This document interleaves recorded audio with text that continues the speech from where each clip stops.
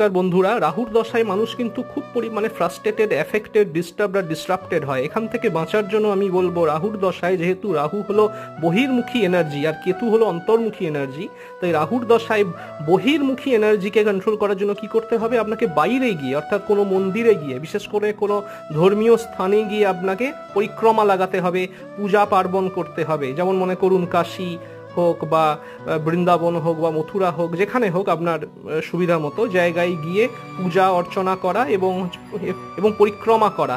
শুভ কর্মের মাধ্যমে রাহুর দশাকে কন্ট্রোল করুন। পাথর পড়া তো আছেই, গোমেদ পড়া তো আছেই, কিন্তু আমি মনে করি নিজের কর্মের দ্বারা কন্ট্রোল করাটা অনেক বেশি ইম্পর্টেন্ট। ঠিক উল্টো হয় কেতুর দশায়। কেতুর দশায় আপনি চুপ করে কোনো একটি জায়গায় বসে যদি ধ্যান করেন বা মন্ত্র জপ করেন, যেহেতু কেতু হলো অন্তর্মুখী এনার্জি, তাই ওইভাবে কিন্তু কেতুর দশাকে কন্ট্রোল করা যায়। এই ধরনের শর্ট ভিডিও দেখার জন্য আমার অ্যাস্ট্রোগণিত চ্যানেলটি সাবস্ক্রাইব করবেন। নমস্কার।